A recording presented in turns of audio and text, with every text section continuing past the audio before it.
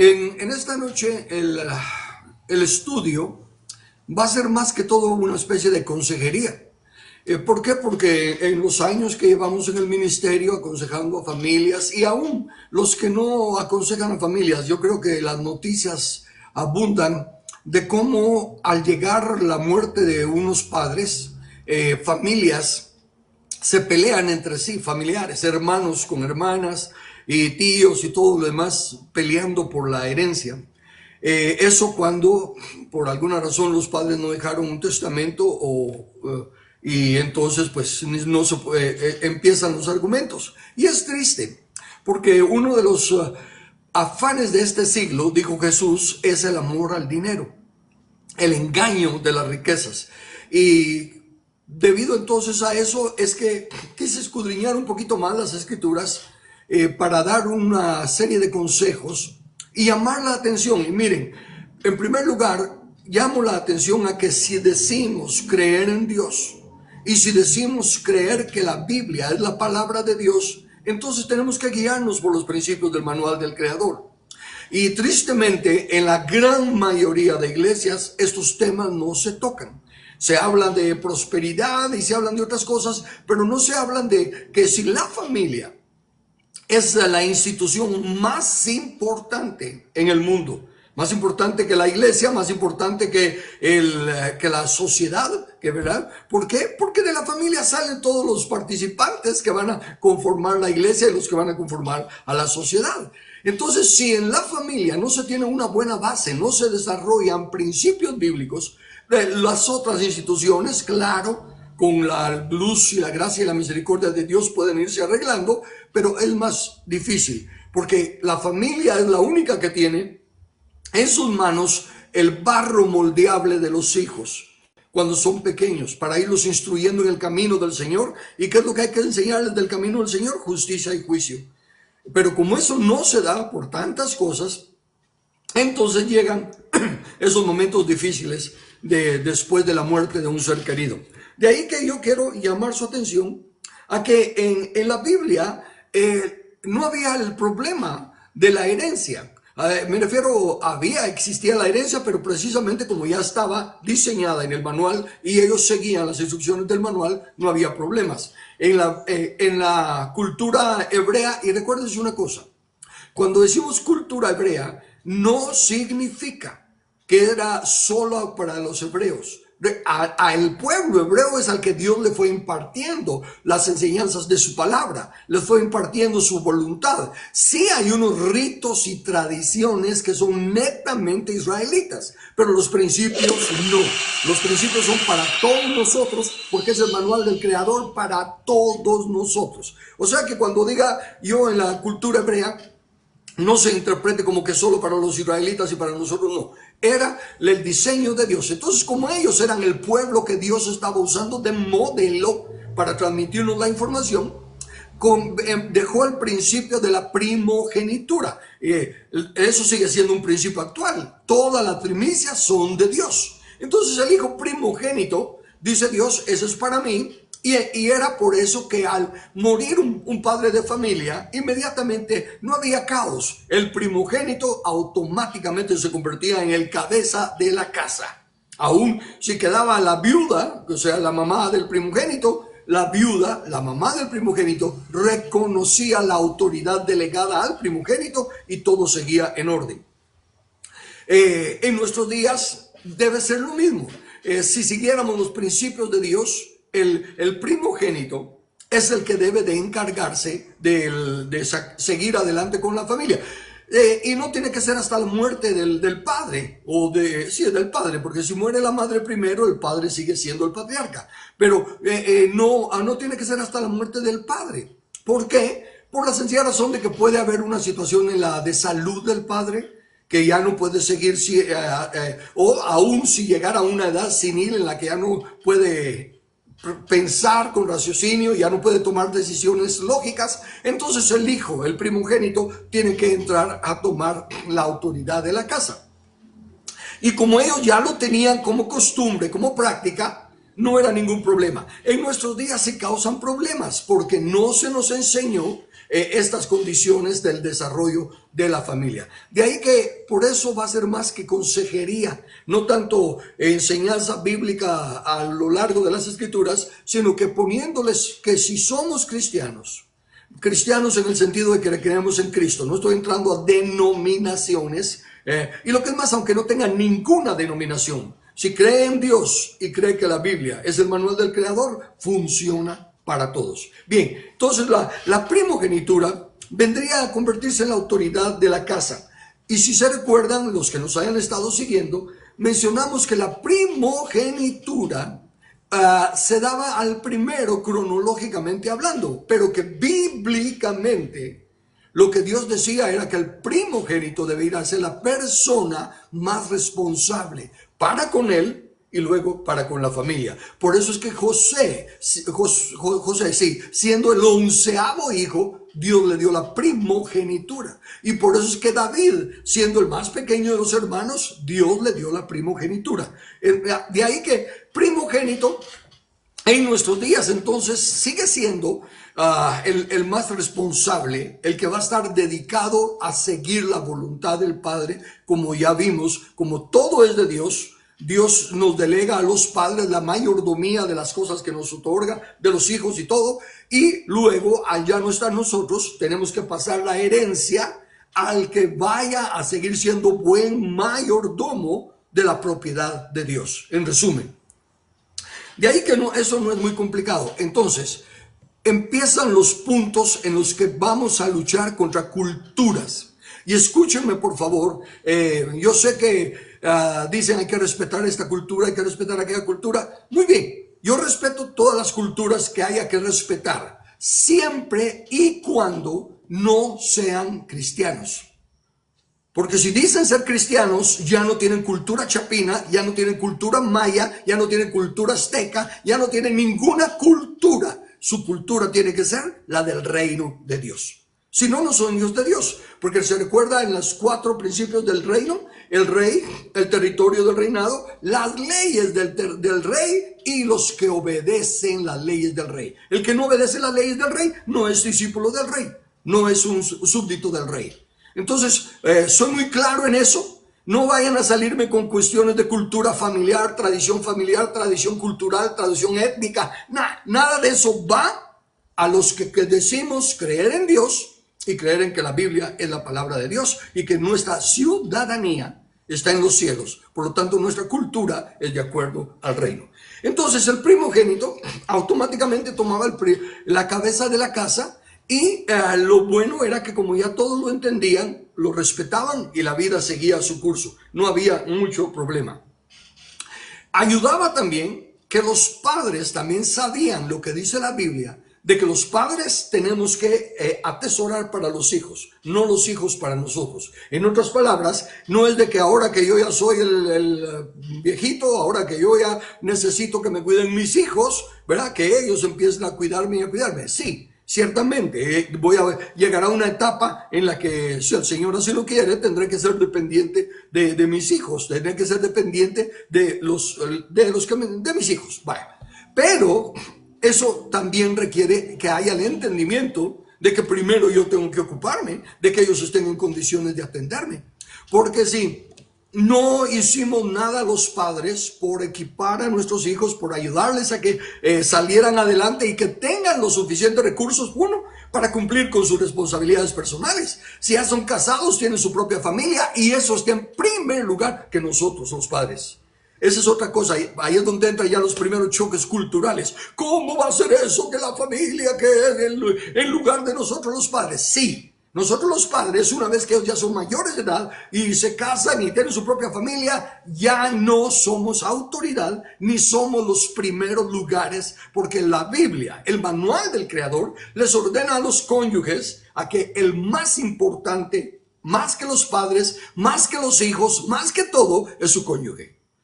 Entonces tenemos que aprender eso. Porque si le vamos a pedir a Dios, ay Señor, estos hijos, yo tanto que me sacrifiqué por ellos y ya se olvidaron de mí, pues está bueno. Y si se olvidaron de mí, se olvidaron de mí. ¿Sería triste?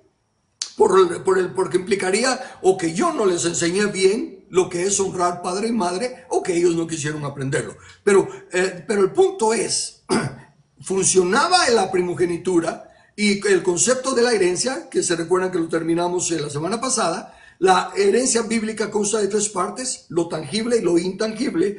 Hicimos el énfasis que lo tangible, casa, dinero, posesiones, todo eso es temporal y pasajero. Pero lo intangible, que es el carácter, que es la fe, que son los principios y valores que se enseñan, eso es intangible, pero también es duradero, no es temporal. Si se enseñó bien, el segundo aspecto de la herencia dijimos que es condicional. Por orden del dueño de todo, de Jehová es la tierra y su plenitud, él ha dicho que no se le da herencia a todos los hijos, solo a los obedientes.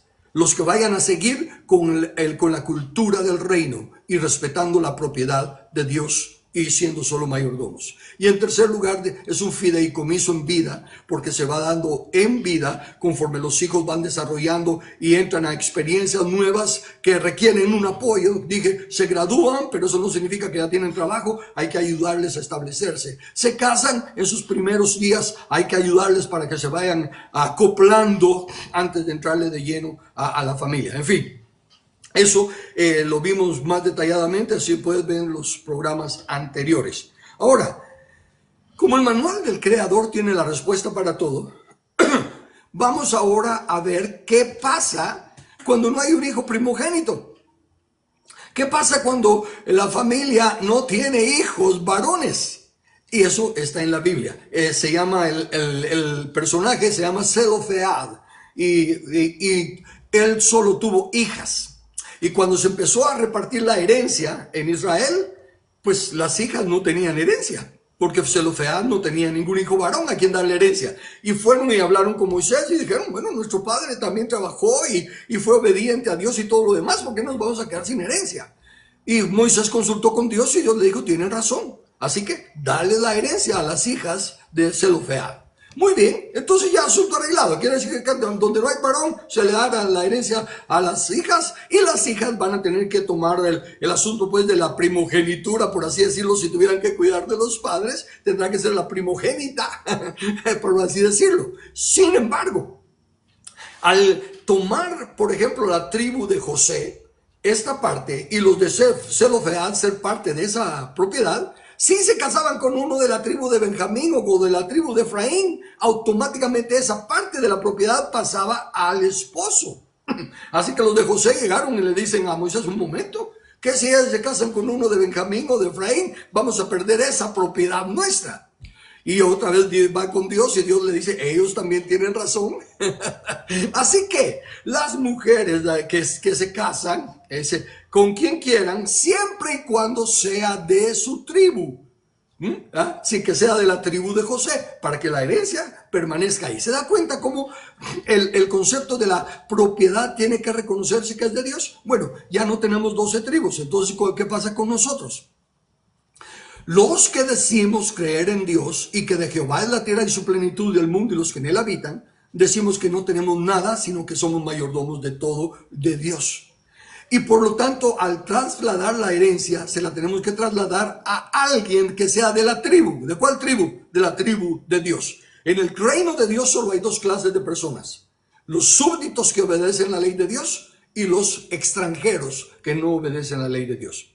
No importa que los dos vivan en el mismo lugar, que estén en el mero centro de la ciudad, que nacieron en la ciudad.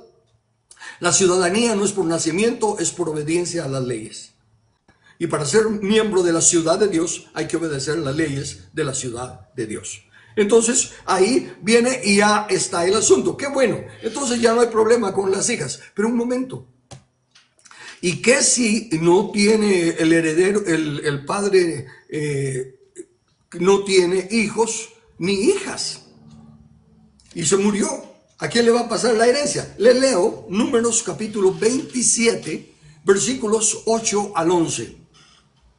Y a los hijos de Israel hablarás diciendo: cuando alguno muriere sin hijos, traspasaréis su herencia a su hija. Si no tuviere hija, daréis su herencia a los hermanos. ¿A los hermanos de quién? Del heredero, del difunto, perdón, no del heredero, del difunto. Si el difunto no tiene hijos ni hijas, se le da a los hermanos del difunto. Y si su padre, y si no tuviera hermanos, daréis su herencia a los hermanos de su padre, los tíos del difunto. ¿Ok? Entonces cuando uno muere sin herederos, primero le pasa a sus hermanos. Si no tiene hermanos, le pasa a sus tíos. ¿Ok? Y si su padre no tuviera hermanos, daréis su herencia a su pariente más cercano. Un sobrino, un primo, un sobrino, y así, ¿verdad? De sus parientes más cercanos, de su linaje, y de este será. Y para los hijos de Israel, esto será por estatuto de derecho, como Jehová mandó a Moisés. ¿Ok?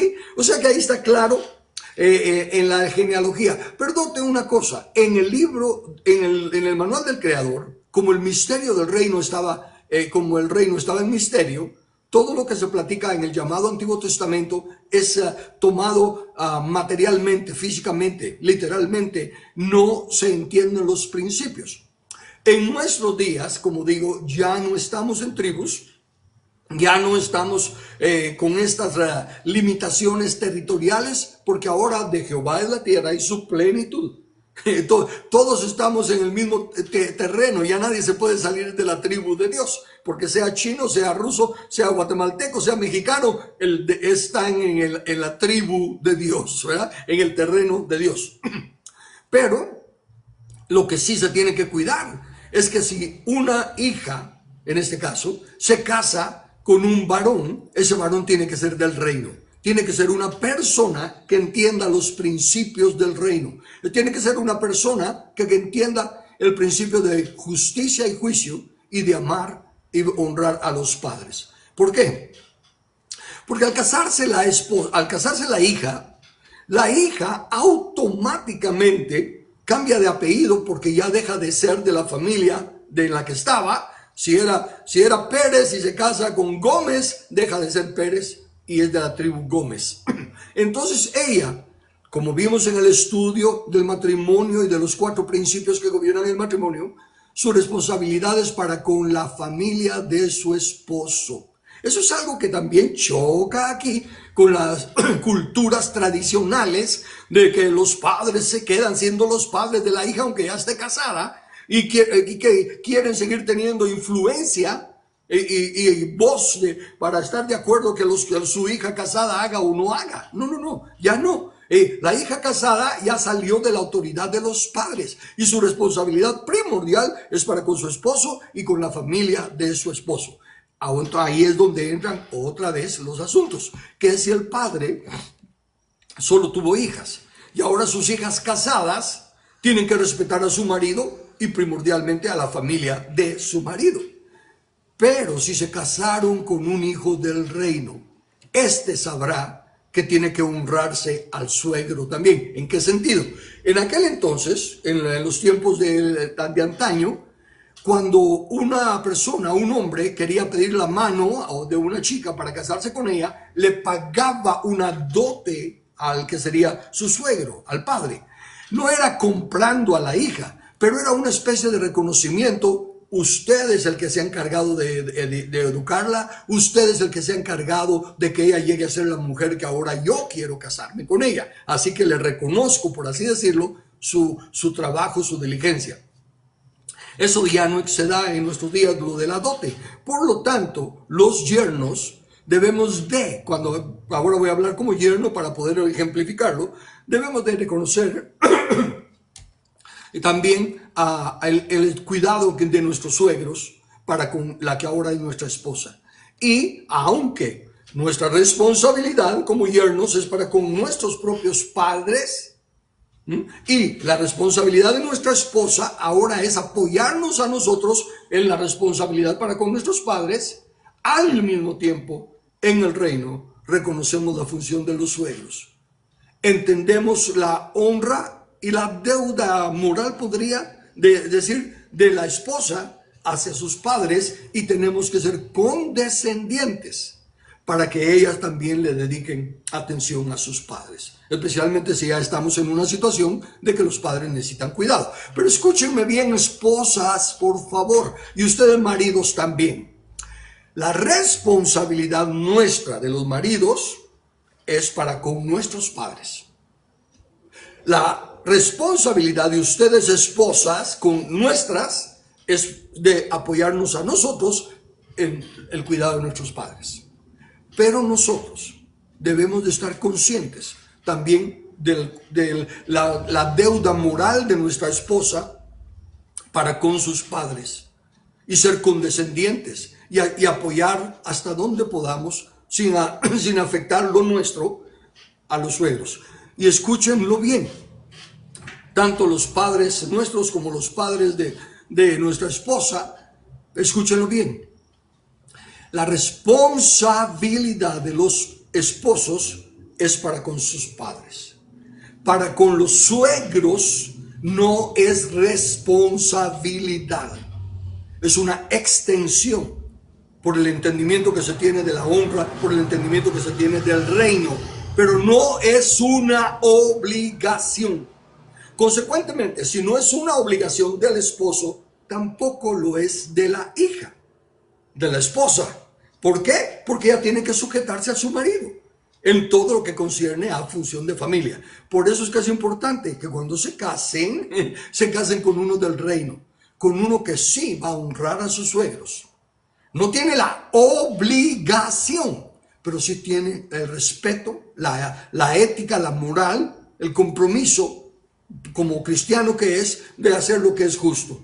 También los suegros necesitan del apoyo de nuestra esposa, y especialmente si la esposa si él no tuvo hijos. Si los suegros no tuvieron hijos, la responsabilidad tiene que caer en las hijas. Y si la hija con la que nos casamos nosotros es la primera, la mayor, es ella la principal que debe de apoyar a sus padres. Esto es importante.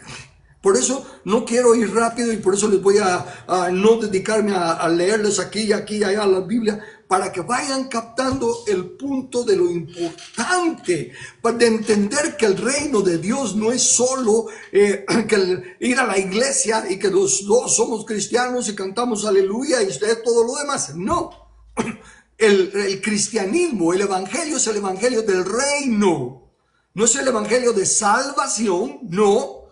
Jesús no vino a salvar a los pecadores en sí, sino que vino a rescatar lo que se había perdido, la comunión con Dios.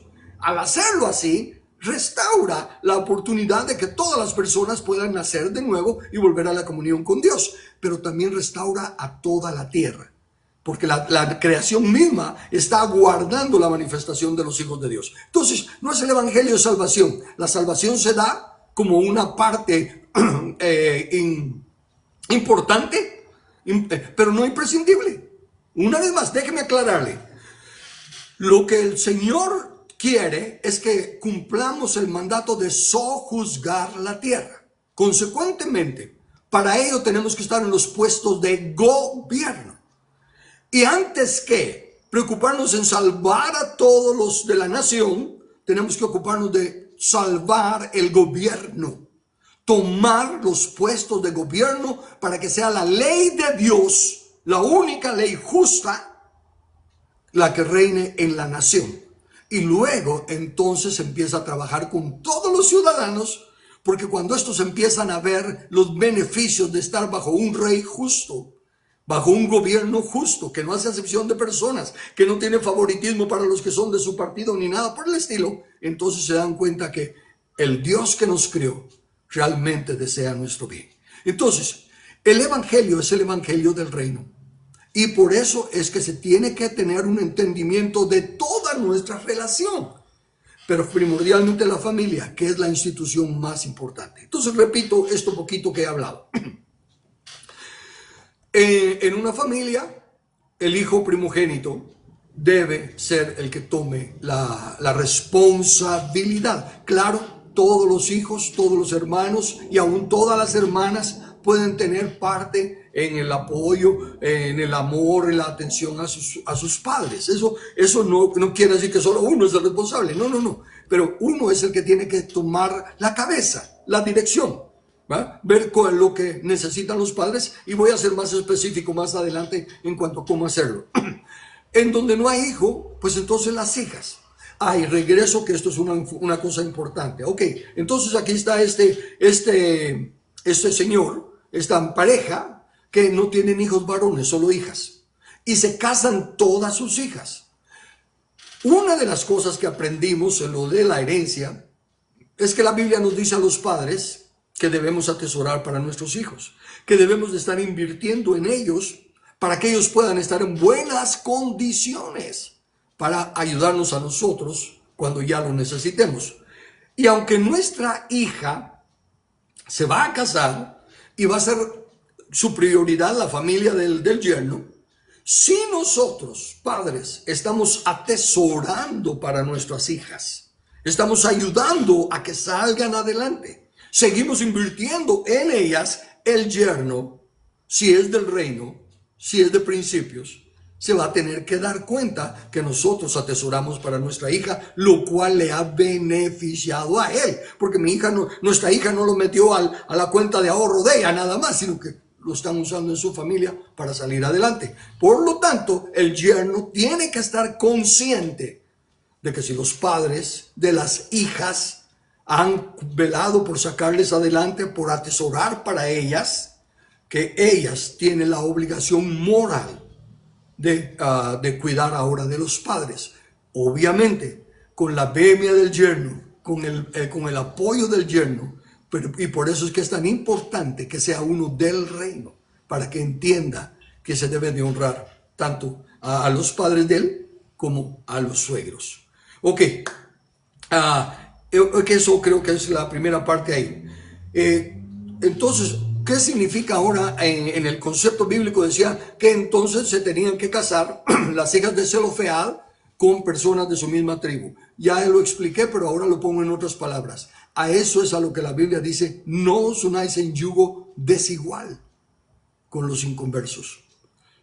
Aunque la persona esta sea muy buena, el varón sea muy bueno, un hombre trabajador, un hombre muy formal y todo lo demás, si no tiene el entendimiento de la responsabilidad moral de la hija para con sus padres, entonces no, le va a prohibir que vaya con los suegros. No, ya nosotros nos casamos y somos nosotros los únicos que tenemos que estar. ¿Ven? El yugo desigual es cuando queremos que se casen dos personas que no tienen la misma meta, que no tienen la misma cabeza, que es el Señor, que no respetan las mismas leyes, que son las de Dios.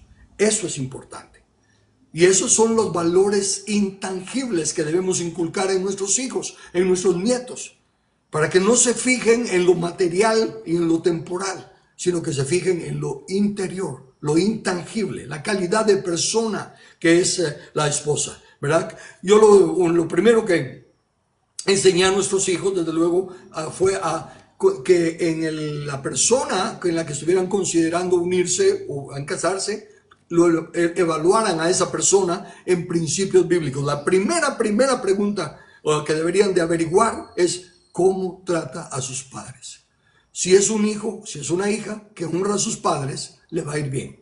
Si es un hijo, si es una hija que no honra a los padres, no va a honrar al cónyuge.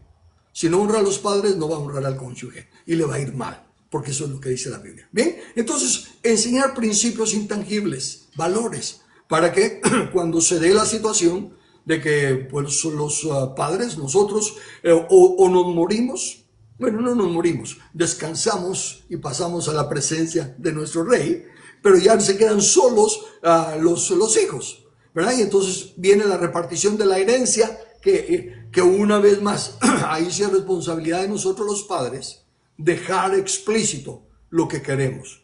En vida hemos estado pasando la herencia, apoyando en ciertas situaciones para que vayan adelante la familia y no vayan a endeudarse ni embaucarse metiéndose en líos. Pero también tenemos que dejar nuestra voluntad de la administración de lo que tenemos, cómo queremos que se siga administrando y quién va a estar a cargo de qué.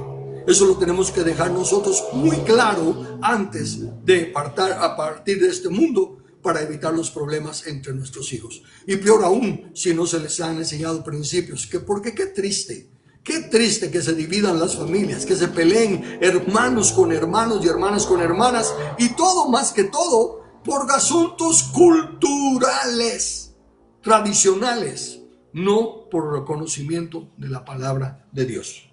Bien, sigo adelante, llamando la atención otra vez, para que eso tengo que repetirlo mucho, porque sé que lo oyen y lo hacen a un lado porque no lo quieren aceptar, pero al menos yo tengo que cumplir en decir, como dice el apóstol Pablo, a mí no me cuesta, no me duele repetir las cosas, y para ustedes es provechoso. Una vez más, una vez que una pareja se casa, ya no tienen la obligación de obedecer a los padres. Ya no están bajo la autoridad de los padres, ahora son otra familia. Es como que ahorita yo, la familia Carlos Velázquez, me encuentro con la familia de Ernesto Ponce Sarabia. Él fue mi maestro de escuela en primer grado, por eso es que me recuerdo también de él. Y desde luego el micrófono de oro en la narración de los partidos de fútbol. Pero bueno, ahí estamos dos familias platicando, ¿verdad? Él tiene su familia, yo tengo la mía. Bueno, lo mismo es con la familia de mi papá. Encuentro con mi papá y estamos platicando, y la familia y todo, pero somos dos familias diferentes en cuanto a obligaciones y responsabilidades. Lo sigo honrando, lo sigo respetando, pero no obedeciendo. Y si tengo un compromiso con mi papá y con mi esposa, el primer compromiso es con mi esposa, no con mi papá. ¿Ok? Eso es importante entenderlo. Y ustedes, esposas, por favor, entiendan. Cuando ustedes se casan, se están casando para ser ayuda idónea del marido. Ya no tienen la obligación de estar con sus padres o de oír a sus padres. Y suegros, no nos metamos a estar metiendo cizaña entre nuestros hijos y sus cónyuges. Si están haciendo algo que no es lo que nosotros queremos, pero no tenemos ni voz ni voto en ese asunto, lo encomendamos a Dios y no nos metemos. Si nos piden consejo, lo damos. Pero de lo contrario, no vamos a... Si es, por ejemplo, ¿verdad?, el problema con que la nuera no hace esto como lo queremos que lo haga, no vamos a llegar a decirle a nuestro hijo, mira, es que tu esposa busque... O al revés. ¿Ya? Si la hija, el yerno no está haciendo lo que nosotros queremos, no vamos a llegar a decirle a nuestra hija, mira, es que ese no hace lo que tiene. No. No sembremos cizaña. Respetemos esos matrimonios. Asegurémonos. Ahí es donde, por eso es que autoexaminarse. Le enseñamos bien a nuestros hijos lo que es su rol como esposo, como esposa, como padre, como madre. Entonces ahí es donde se va a ver. ¿Se recuerdan que también en una de las lecciones anteriores dimos la definición de que aprender o de enseñar es educere? Que primero hay que verter, hay que poner la enseñanza, y luego hay que poner las oportunidades para ver qué aprendieron de lo que enseñamos, a ver si enseñamos bien. ¿Ok? Entonces, sigamos con eso. Entonces, entendamos, el matrimonio, la familia es lo más importante, y luego la responsabilidad de los hijos varones es para con los padres, y la esposa tiene que apoyar al esposo con el cuidado de los suegros. Luego, la esposa de otro varón, que no es nuestro hijo, sino que es nuestra hija, la hija nuestra, su responsabilidad es para con su esposo y la familia de su esposo antes que la de nosotros. Y nosotros tenemos que entender eso y no serle piedra de tropiezo requiriéndole la atención, a menos que el yerno esté consciente y esté diciendo, atende a tus papás o cuida de esto y lo otro. ¿Me explico? Por eso es que es tan importante ser del reino, tener los mismos principios. Muy bien, ¿qué más tengo entre las notas acá de lo que he visto? En lo de la herencia. En lo de la herencia, y bueno, creo que lo di bastante en las dos pláticas anteriores, pero volvemos a lo mismo.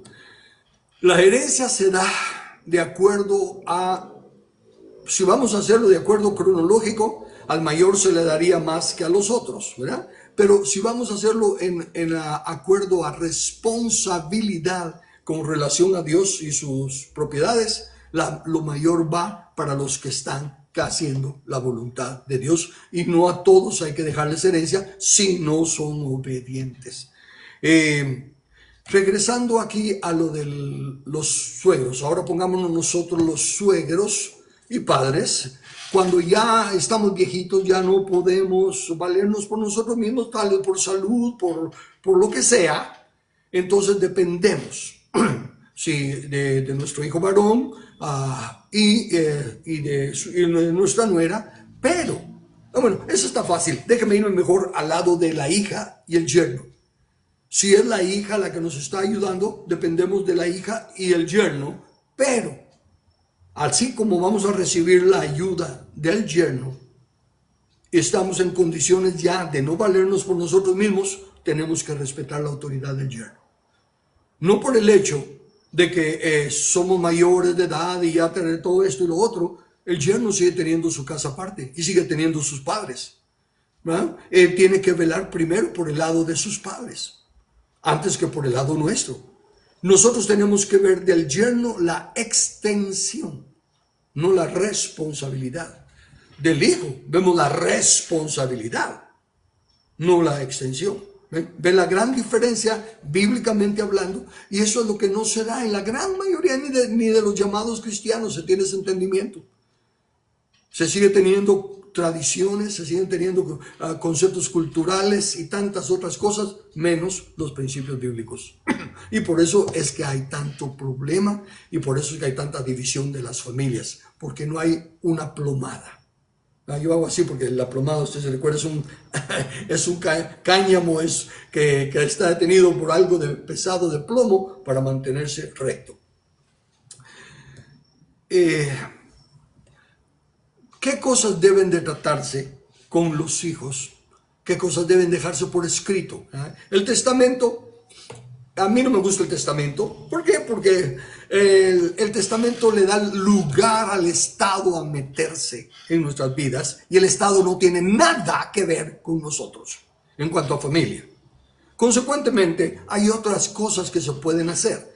Un subsidio, ¿cómo es? Un subsidio, se me escapa la palabrita, de vida, vitalicio, un subsidio vitalicio, o lo mismo que estamos hablando de la herencia, ¿verdad? Que es una en vida, una fideicomiso en vida. El fideicomiso en vida, ahí dejamos ya aclarado bajo la ley, eso sí, tenemos que ponerlo todo ante un abogado, de que estamos conscientes de lo que estamos haciendo, en nuestro sano juicio, estamos declarando lo que es nuestra voluntad y lo que es más. Ya al poner la propiedad, por ejemplo, ¿verdad? Si digamos yo tengo mi casa a mi nombre, ok, pero consciente de que llegará el momento que ya tengo que partir y que no puedo dejarla heredada, así como así nada más le dejo heredada la casa a mi hijo.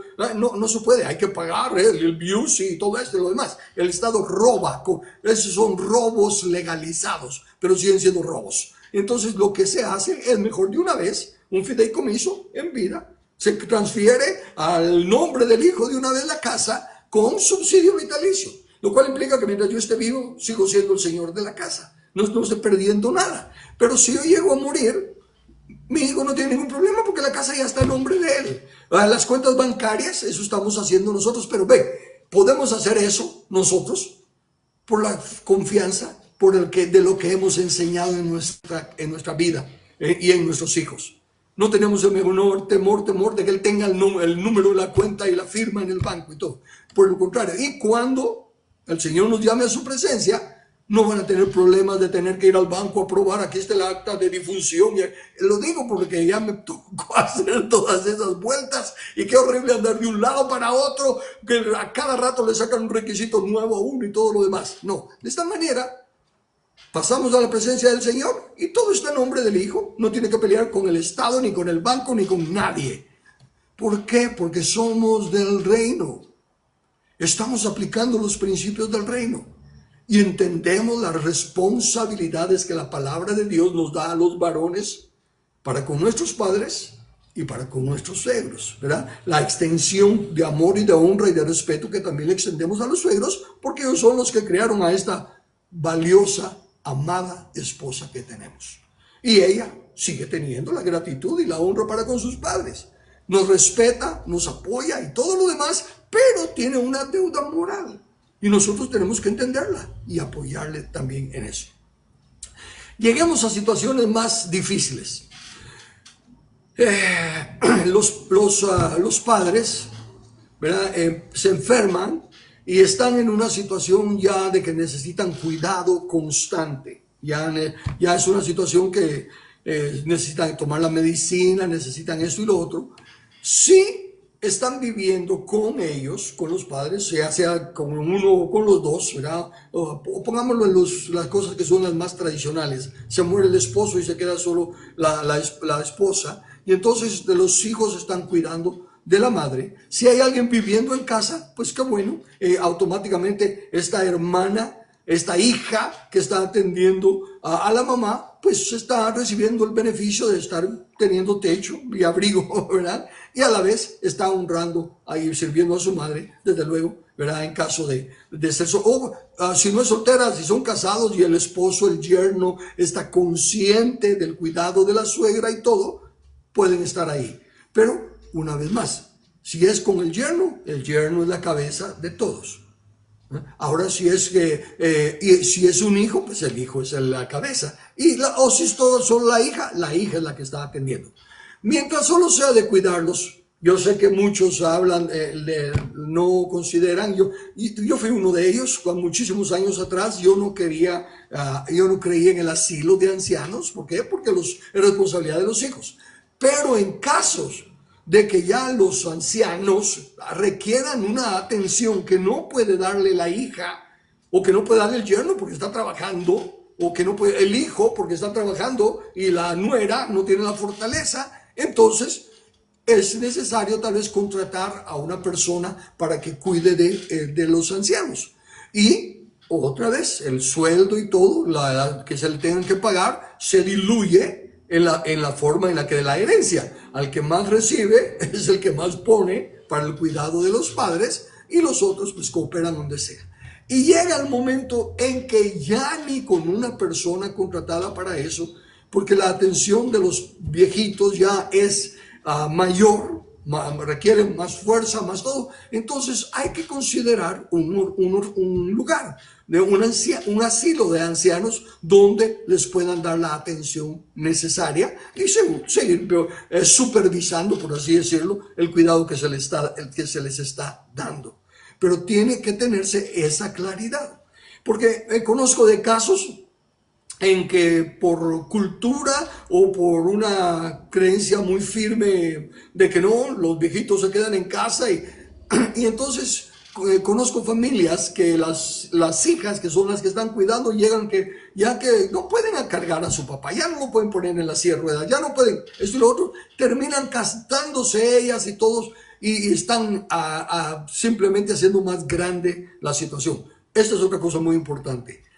Todos nos estamos envejeciendo, el aliento desaparecerá de nosotros y el cuerpo volverá al polvo de donde fue tomado. Una instrucción por escrito, que mi esposa y yo ya lo tenemos hecho por escrito y lo vamos a corregir en algunas cositas para ya luego legalizarlo ante abogados. Pero una de las cosas que nosotros no queremos es que si en dado caso llegáramos a tener una enfermedad, tenemos terminantemente prohibido que lo haga. Prolongar una enfermedad solo es un gran daño a la persona que está esta persona. Y yo he estado en casos donde las personas dicen, no, yo estoy listo para irme, yo ya quiero irme, ya no quiero estar así como estoy. Pero los nietos o los hijos, no, hay que esto y que lo otro. Y están prolongando el sufrimiento del paciente. Y realmente no es por amor, perdonen que se los diga, pero no es por amor, porque el amor no busca lo suyo, el amor busca el bien de lo otro. Los que quieren prolongarle la existencia en ese cuerpo que ya está marchitándose, no es por amor, es por egoísmo, porque sienten que no quieren perder al ser querido y todo lo demás. Entonces eso debe de estar muy claro. Y me dio risa, me da risa todavía, porque cuando lo platicamos con nuestros hijos, y yo les dije, bueno, en caso que se diera algo de que la única forma que tienen de atenderme es de poniéndome tubos y esto y lo otro, nada de eso. Sí, nada de mantenimiento artificial del cuerpo ahí, no, que simplemente hasta donde se pueda evitar el dolor, eso sí, ¿verdad? Si hay tratamiento para que que si algo está doliendo que no duela tanto, eso sí, pero de que tratar de prolongar la existencia, no. Entonces me dice mi hija, bueno, eso no nos lo digas a nosotros, ¿verdad? Le entendemos lo que tú nos estás diciendo, entonces ¿a quién se lo digo?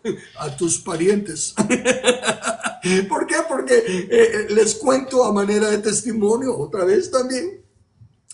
Vaya varios años, desde luego, vengo y nuestro papá, nuestro padre, pasa a la presencia del Señor, y entonces voy con el seguro a la funeraria, y como hacía tanto tiempo que se había comprado el seguro, los de la funeraria empezaron a ponerme problemas. Ahora no, pero es que aquí decía que todo esto, y ahora con los costos, esto ya no vale eso y todo. La cosa es que querían de alguna manera que se diera más dinero para llenar lo que decía. Y yo en aquel entonces, recuerdo que hace muchos años, todavía no conocía lo que conozco ahora, si no les hubiera puesto en su lugar. Pero entonces yo dije, bueno, ¿qué es el problema? Bueno, dice que había 2 carros que iban a llevar al cementerio. No me importa que lleven a nadie al cementerio, quiten los carros. Va. Y que la caja, no, la caja que dice ahí que es demasiado cara. ¿Cuál pueden poner? Esa. La cosa es que ni un centavo más, ahí está el seguro. Ustedes cumplan con lo que dice el seguro. Si hacemos una caja de rústica, de pino, lo que sea, que importa. No. Bueno, la cosa es que medio peleando, pero se aclaró. Y el velorio, ¿verdad? Y de que, bueno, ahí solo se pueden pasar estas cosas. Pasen lo que puedan pasar, y si no pasan nada, tampoco. La costumbre del velorio y todo lo demás, no. Ahí está. Yo iba al mandado, nada más. Pero ¿qué pasó? A los 2 días me llama mi hermano y me dice, Carlos, mira, estamos haciendo una contribución. Y yo le digo, ¿para qué? Le dice, para lo al siguiente día, perdón, para lo de mi papá. Que pues ya está el seguro, ya está todo arreglado. Ay, sí, pero lo iban a meter en una caja toda rústica. Entonces él dijo que pusieran otra mejorcita, más cara, ¿verdad? Y teníamos que pagar. A mí me da risa. ¿Por qué? Porque si soy cristiano, sí creo que ahí en ese cuerpo de polvo ya no está mi papá. Mi papá ya está en la presencia del Señor. No me importa que sea en una caja rústica. Al fin y al cabo es simplemente por llenar el requisito de salubridad y todo lo demás. Pero porque nuestra esperanza es la vida eterna. Reconocemos que somos espíritus en un tacuche de carne que tiene que apolillarse y regresar al polvo. Pero, y no endeudarse. Qué triste que las funerarias, qué triste que en las funerarias se aprovechen de esos momentos tan sensibles de la gente para sacarles plata. Me llamaron yo tengo mi servicio funerario ya listo y todo para no causarle problemas a nuestros hijos. Y me llamaron para decirme que había una oferta de un lugar, ¿verdad? De que tenía una mejor vista y que esto que lo otro. ¿Mejor vista para qué? Allá no hay nadie que vaya a estar viendo nada, y yo no tengo ningún interés en tener un terreno de que sea de muy bonita vista.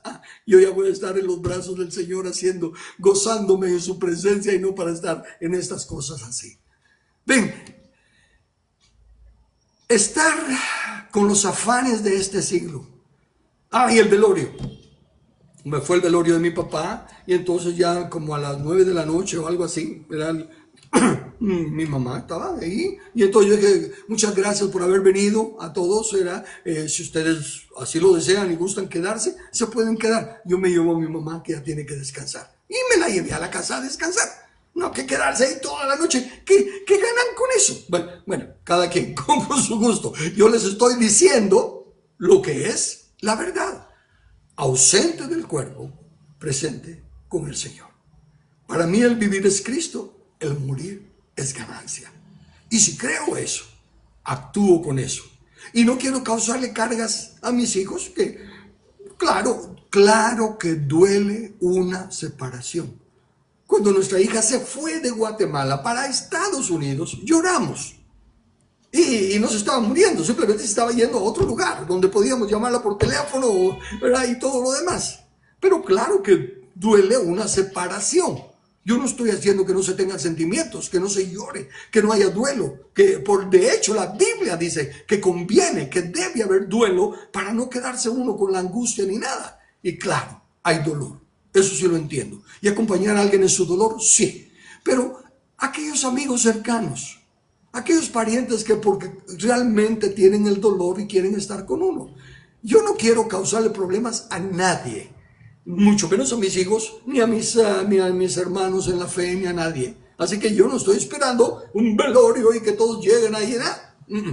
De hecho, yo quería, simplemente porque era muy caro en aquel entonces, pero yo lo que quería era cremación. Y les dije a la compañía de seguro, yo quiero que ustedes se encarguen cuando le digan fulano se murió, ustedes agarran el cuerpo, ustedes lo llevan a que pasen las horas que se requiere del gobierno que pasen y luego van y lo entierran. No metan a nadie más líos. ¿Por qué? ¿Creemos lo que decimos creer? ¿Creemos que este cuerpo es de barro, de polvo, que al polvo volverá? ¿Queremos causar problemas a los que se quedan todavía batallando? Uno, con nuestra separación, porque si hemos hecho un buen trabajo y nos aman, les va a doler que nos vayamos. Con eso es más que suficiente como para dejarles endeudados. Óigame, familias que han empeñado sus casas no empeñado, sino que hipotecado sus casas y todo lo demás para batallar con esas cosas de los servicios fúnebres y del cementerio. No. Entonces, por favor, esta cosa, la familia es lo más importante. Necesitamos estar claros de que ausente del cuerpo, presente con el Señor. Que el vivir es Cristo y el morir es ganancia, porque entramos a su gloria y a descansar en Él, los que tenemos esa confianza. Porque dice Pablo, os escribo para que no os entristezcáis como los que no tienen esperanza.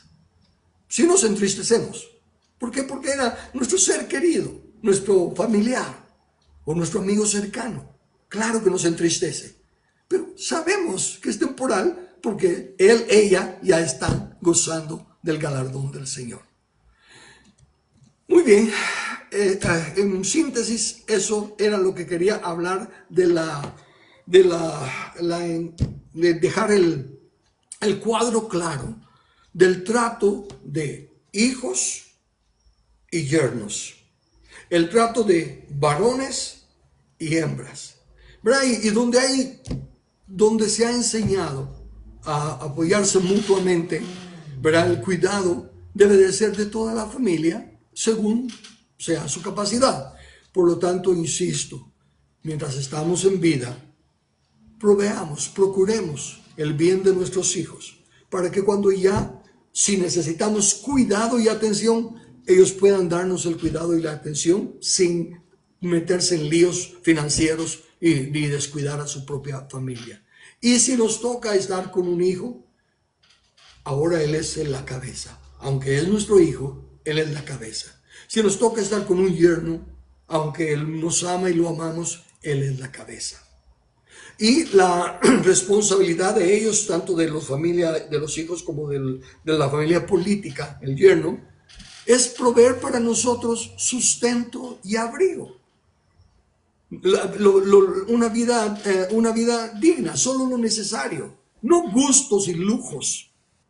¿Verdad? Porque si nos están manteniendo los últimos años o semanas, meses, lo que sea, que estemos en el cuerpo, lo único que necesitan es cumplir con el sustento y abrigo.